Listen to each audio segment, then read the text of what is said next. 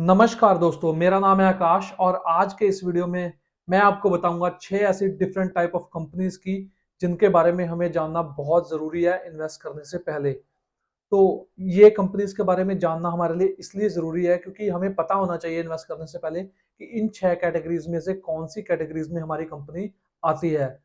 ये पता होना इसलिए ज़रूरी है क्योंकि अगर हमें ये नहीं पता होगा कि हम एक पर्टिकुलर कंपनी में इन्वेस्ट क्यों कर रहे हैं तो हमारे लिए उसको इन फ्यूचर ट्रैक करना काफ़ी मुश्किल हो जाएगा।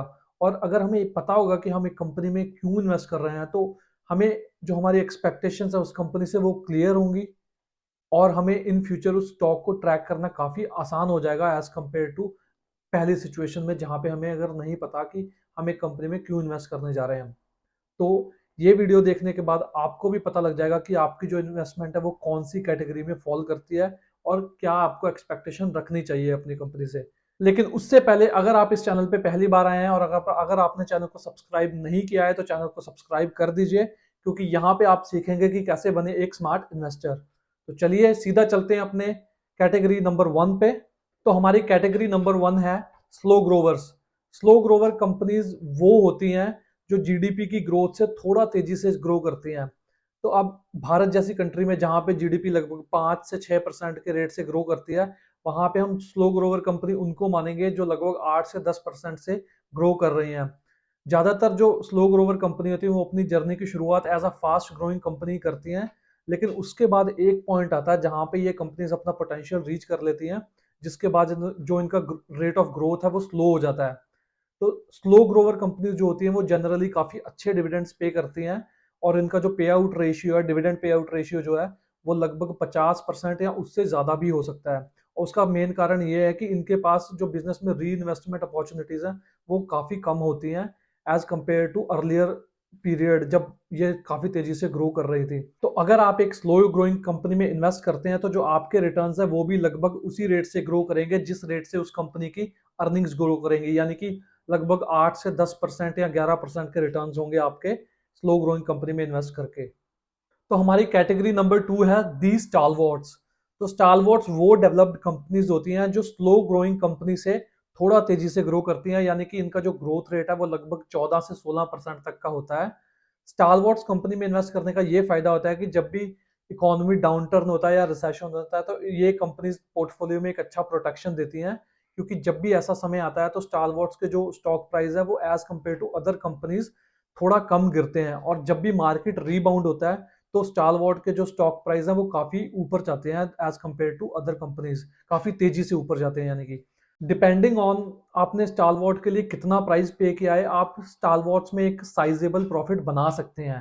तो भारत में अगर हम बात करें स्टालवॉर्ट्स के एग्जांपल्स की तो वो है एचडीएफसी बैंक, हिंदुस्तान यूनिलीवर और नेस्ले। तो ये तीनों companies as a fast growing company आई थी, लेकिन अब उस स्टेज पे आ गई है जहाँ पे जो इनके रिटर्न्स है, जो इनकी ग्रोथ रेट है वो लगभग 14 से 15% की है। तो जब भी आप किसी स्टॉलवॉर्ट में इन्वेस्ट करते हैं तो आपको एक्सपेक्टेशन ये रखनी है लगभग 14 से 15% का रिटर्न आपको मिल सकता है स्टॉलवॉर्ट में इन्वेस्ट करके। तो दिस स्टॉलवॉर्ट्स के बाद हमारी तीसरी कैटेगरी जो है वो है फास्ट ग्रोअर्स। तो फास्ट ग्रोइंग कंपनीज जनरली वो कंपनीज होती हैं जिनकी सेल्स और प्रॉफिट्स लगभग 20 से 25% से ग्रो करते हैं या उससे भी ज्यादा तेजी से ग्रो करते हैं। और यही वो कंपनीज होती हैं जो इन्वेस्टमेंट 10, 20, 30 या 50 गुना कर देती हैं। तो यही कंपनीज होती हैं जो 100 गुना या उससे भी ऊपर तक के रिटर्न्स दे सकती हैं।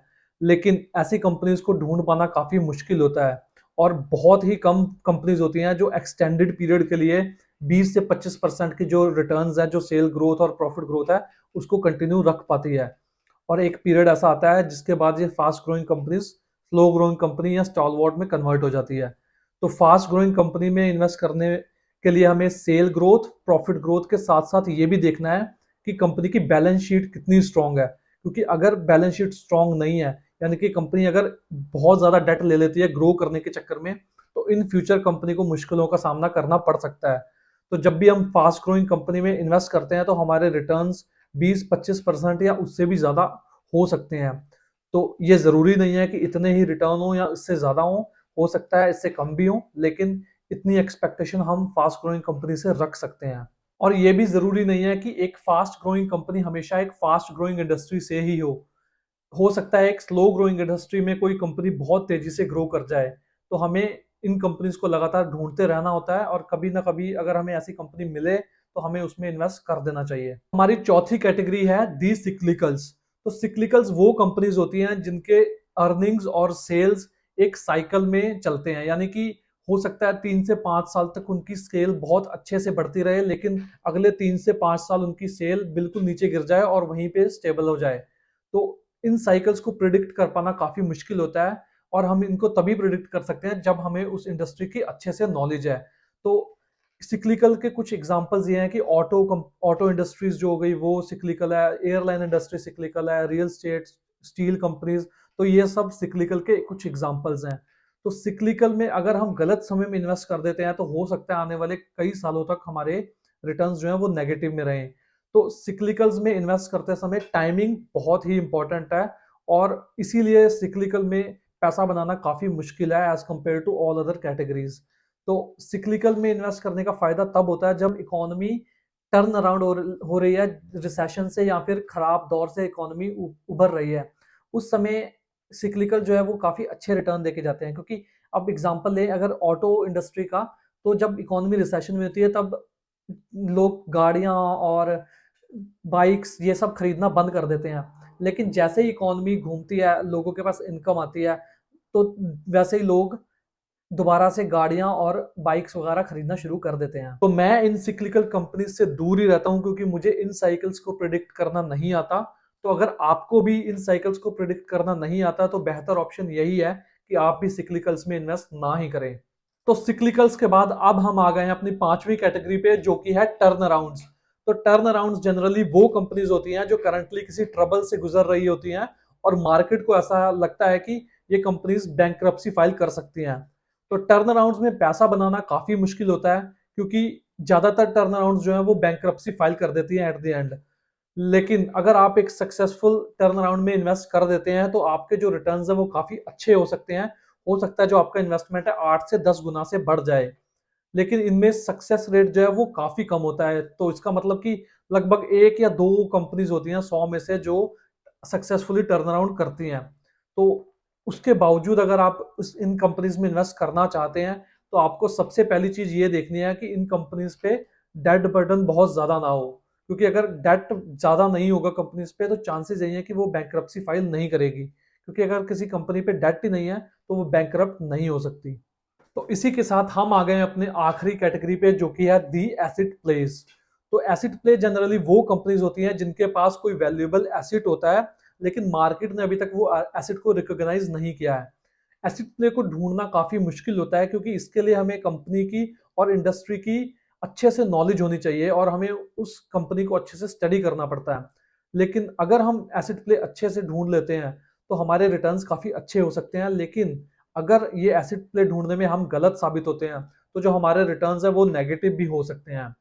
तो एसिड प्ले ऑयल या किसी फार्मा कंपनी में हो सकता है। फार्मा कंपनी में जैसे कि कोई पेटेंट ड्रग है फार्मा कंपनी के पास और मार्केट को अभी एग्जैक्टली पता नहीं है कि वो उन्होंने उस ड्रग का पेटेंट ले लिया है, तो ऐसा भी एसिड प्ले हो सकता है। एसिड प्ले उन कंपनीज में भी हो सकते हैं जिन्होंने रिसेंटली लॉसेस पोस्ट किए हैं, क्योंकि उन कंपनीज को इन फ्यूचर उनकी जो अर्निंग्स है उस पर टैक्स एडवांटेज मिल जाएगा उस लॉसेस के अगेंस्ट। तो जब भी आप एक एसिड प्ले में इन्वेस्ट करने जा रहे हो तो आपको उस कंपनी को अच्छे से स्टडी करना है, उसके हर एक एसेट को स्टडी करना है और आपको श्योर होना पड़ेगा कि उस कंपनी के पास सच में वो एसेट है या फिर आप सिर्फ एज्यूम कर रहे हैं, क्योंकि अगर आप गलत हुए तो आपके लॉसेस हो सकते हैं और काफी बड़े लॉसेस हो सकते हैं। इन 6 कैटेगरीज में मेरी 2 फेवरेट कैटेगरीज हैं, फास्ट ग्रोवर्स और दी स्टालवर्ट्स। और जो स्लो ग्रोइंग कंपनीज है उनसे मैं ट्राई करता हूं कि मैं दूर ही रहूं। लेकिन ये भी है कि हर एक कंपनी किसी एक कैटेगरी में हमेशा के लिए नहीं रहती। तो कहने का मतलब ये है कि एक फास्ट ग्रोइंग कंपनी स्टालवर्ट बन सकती है और उसके बाद फिर स्लो ग्रोइंग कंपनी भी बन सकती है, और वहीं एक turn around company turn around करके एक फास्ट ग्रोइंग कंपनी में भी कन्वर्ट हो सकती है। तो मैं उम्मीद करता हूं कि आज के इस वीडियो से आपको काफी कुछ सीखने को मिला होगा। और अगर आपको वीडियो अच्छी लगी और आपने कुछ वीडियो से सीखा है तो वीडियो को लाइक करना ना भूलें और चैनल को सब्सक्राइब कर दें, क्योंकि मैं आपके लिए लाता रहूंगा ऐसी बहुत सी अच्छी अच्छी वीडियोस जिसमें मैं आपको सिखाऊंगा कि कैसे बने एक स्मार्ट इन्वेस्टर। तो बहुत जल्द मुलाकात होगी एक और वीडियो के साथ। तब तक के लिए रखिए अपना ख्याल। धन्यवाद।